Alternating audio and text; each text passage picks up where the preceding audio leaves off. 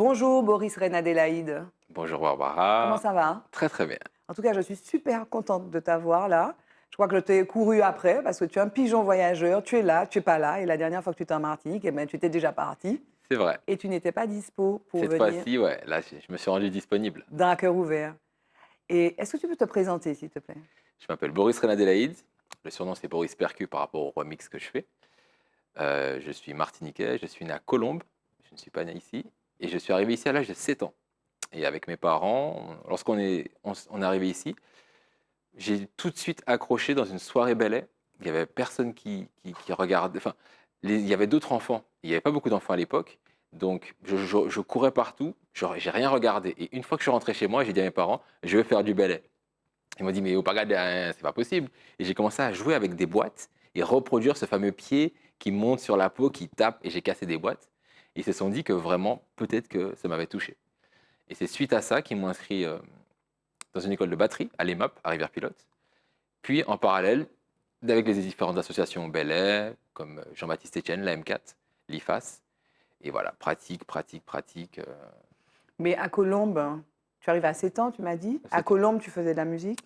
Zéro. Tu n'étais pas dans un conservatoire à faire du piano et de la Pas guitare? du tout. Je faisais rien. Je faisais que la natation, mais rien du tout. Et alors, est-ce que tu as touché à d'autres instruments? Est-ce que tu as essayé d'autres instruments? Après, une fois que j'ai eu 19 ans, Mhm. j'ai fait le piano parce que je voulais travailler les mélodies pour pouvoir composer après. D'accord. Donc j'ai fait batterie, piano, donc le solfège. Et ensuite, je me suis aussi ouvert aux autres percussions générales pour être percussionniste généraliste, c'est-à-dire conga, djembé, K de la Guadeloupe, pour savoir chaque catégorie comment, pas maîtriser, mais quels sont les codes de base qui font que vraiment on joue proprement et en respectant n'importe quel style de musique. Et ta percu préférée, c'est le tambour Tambour belay? belé. Ah ouais. Pourquoi? Parce que le tambour belé, pour moi, c'est la percussion qui a toutes ces énergies d'aujourd'hui. C'est-à-dire l'énergie des congas, on la retrouve dedans. L'énergie des tablas avec la main gauche, on la retrouve dedans. L'énergie de la rumba, le côté très syncopé, on le retrouve dedans. Et avec ce tambour, et du coup avec cette utilisation du talon pour faire monter, parce que c'est le talon qui, sur la peau qui fait toutes les variations, ça donne une espèce de spectre de langage, une bibliothèque de langage qui est énorme. Et c'est la seule percussion qui, pour moi, a un spectre aussi grand Mhm. de langage et d'expression et d'émotion. Donc, tambour belé. Mm. Sully Kali m'a appris qu'on surnommait le tambour belay piano savane. Est-ce que ça dit que c'est aussi une percussion harmonique et mélodique? Parce que moi, quand je t'entends jouer là, dans tes mix que tu nous envoies sur Internet, on a l'impression que c'est comme du piano, en fait. Tu déclines, en fait, des harmonies qui sont aussi étendues que ce qu'on peut entendre au piano ou dans d'autres instruments, non? Mais Exactement. pour une percussion, c'est bizarre, non? C'est bizarre, mais du coup, c'est une richesse en plus et une contrainte en plus. Parce que lorsque, par exemple, j'ai dû commencer à jouer avec un piano, comme Hervé Selcal, son projet Bel Air Fort Piano, il a fallu accorder le tambour avec le piano et les autres instruments. Car vraiment, lorsqu'on place son pied au milieu, par exemple, on peut avoir un do. Si on monte un peu, on peut avoir un mi.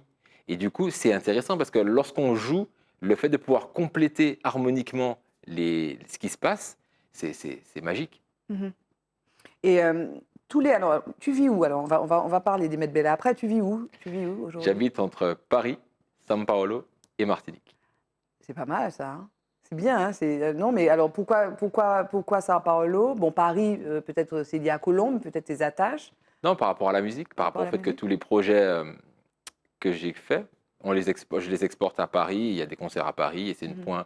c'est un endroit stratégique pour pouvoir après partir en Allemagne, en Norvège, en Irlande, Tu pour as faire des voy- concerts. Et pourquoi São Paulo? São Paulo, parce que je voulais justement comprendre déjà, premièrement, la musique brésilienne et les percussions brésiliennes. Parce que vraiment, c'est un monde, c'est une énergie, c'est une manière de ressentir la musique qui est proche de l'Afrique. J'avais déjà pu avoir accès à l'Afrique par Mhm, rapport à différents projets, mhm, Charles Diponda, Kassav. Mais du coup, le Brésil avec le portugais, mhm, ça a été vraiment un pays qui m'a marqué parce que ça a changé ma manière de jouer, mon approche de la musique. C'est-à-dire mhm, que eux, même si ils vont c'est vraiment précis en fait. mhm, Et c'est du coup le taux d'engagement, la manière dont on s'implique dans la musique qui est énorme. mhm. Donc voilà, Mais c'est un challenge. tu aurais pu vivre aussi à Salvador de Bahia, où il y a effectivement cette tradition, disons, très africaine, peut-être plus africaine, avec des groupes comme Olodum, par exemple. Donc c'est très percussion. Mais à Sao Paulo, tu as ça? C'est une ville un peu plus industrielle. Tu trouves finalement cette énergie-là aussi à Sao Paulo? São Paulo, c'était une ville de transition Mhm. parce qu'on n'arrive pas à Salvador comme ça. C'est pas.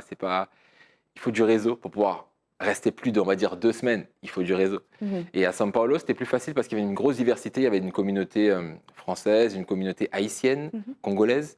Donc, c'était plus facile de rester sur place et trouver déjà quelques travaux, des studios pour enregistrer pour les gens qu'à Salvador. Et quand tu vis en Martinique, donc tu y travailles aussi, mais tu y vis aussi. Et tu es Exactement. originaire d'où?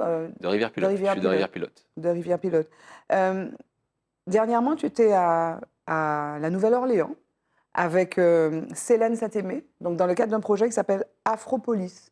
Vraiment, tu continues comme un pigeon voyageur à voyager. C'était quoi ça, le propos, là, cette fois-là?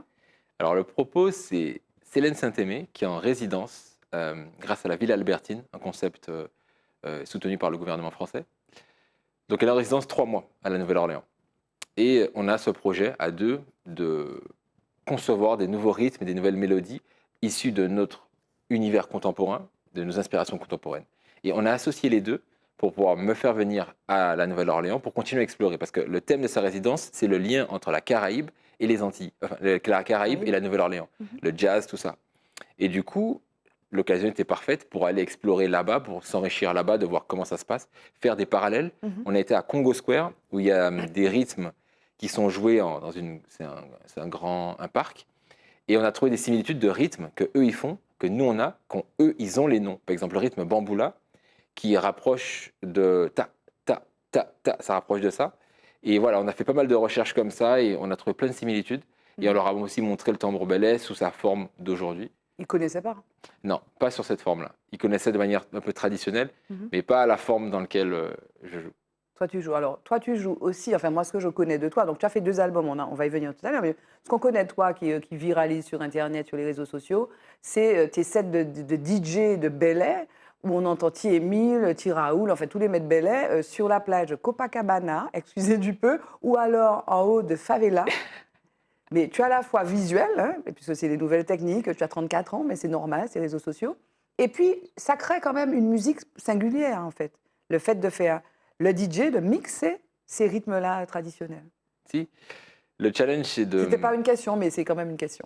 Ouais, mais le challenge, c'est de pouvoir écouter de la musique traditionnelle et de s'amuser dessus et de danser dessus. À écouter ça après un afrobeat de Burna Boy, d'avoir la même énergie. Donc c'était une simple idée de remixer des sons que peut-être certains ont oubliés. Mais après, musicalement, le jeu que j'ai au tambour belay, il a deux formes. La forme traditionnelle, la forme soirée belay avec vraiment tous les codes, et l'utilisation simplement comme instrument de musique à part entière, qu'on pourrait utiliser un piano et faire du hip-hop, de la soul, euh, de la salsa. Le tambour belay, je l'utilise comme ça. Je peux faire de l'afrobeat dessus, je peux faire du belay, je peux faire des rythmes 6-8 d'Afrique du Sud, je peux faire... Voilà, et c'est ça la différence. Mhm. Mais tu faisais allusion à Burna Boy. Toi, tu amènes cette musique-là traditionnelle, ces bêtes belles dont on parle, aux nouvelles générations. Et Oui. c'est ça qui fait qu'ils vont vers ce type de musique, non? S'ils suivent, c'est génial, c'est le but, c'est Mhm. d'ouvrir à tout le monde et qu'on puisse s'amuser, s'approprier cette culture belay qui est la nôtre. Qu'est-ce que ça représente, cette culture belle, en fait? Pour moi, c'est la vie. La culture belay, c'est vraiment qui on est. Et à travers tous ces tableaux qu'il y a, par exemple les grands bellets pour la fertilité de la terre, pour le Mabello, enfin, tous ces tableaux qu'il y a déjà dans le bellet, qui nous ressemblent dans la vie, la fouilleté pour travailler la terre, c'est notre richesse que nous avons encore aujourd'hui pu conserver après tout ce qui s'est passé par Mhm. rapport à l'esclavage, ce lien qu'on a avec nos ancêtres africains qui s'exprime à travers le bellet. Donc pour moi, c'est une extrêmement Et grande qui nous richesse. est propre. Exactement. Quel est ton maître bellet préféré? Alors, Félix Caseris est mon maître bellet préféré. c'est quoi alors? C'est quoi son? Est-ce que tu peux reprendre peut-être un thème? Non, Félix Caseris, c'est un tambouiller Oui. qui m'a beaucoup inspiré parce que la musicalité qu'il Oui. a est juste incroyable. C'est-à-dire qu'il arrive à faire danser les gens, Mhm. accompagner le chanteur Mhm. et surfer sur le boîtier. C'est-à-dire qu'il fait vraiment la jonction de tout le monde avec beaucoup de légèreté, beaucoup de musicalité. Mhm. Pas juste de la force, parce que le tambour, on Mhm. pourrait croire que c'est tout un... Non, lui, ça coule et c'est magnifique. Mais est-ce qu'il y a un thème pour qu'on mémorise, un thème qui te vient Pour le thème, je choisirais plus T. Emile, Oui. qui est pour moi le plus grand chanteur de tous les temps, Mhm. avec Oh Gilio, et Agili, ma fille, maman, qu'a crié, Oh Ou qu'à Gilio. chanter aussi. Je chante un petit peu. Et alors, tu as fait 2 albums, l'un en 2018, l'autre l'année dernière en 2021, Mbo Caraïbes, et puis 3, 4. Et ça, c'est un mélange de rythmes. C'est ça, c'est que Mbo Caraïbes, c'est un mélange de rythmes haïtiens, donc le compas, à mélanger avec des rythmes congolais, donc le sébène et la rumba congolaise, avec un chœur martiniquais, donc avec le belay.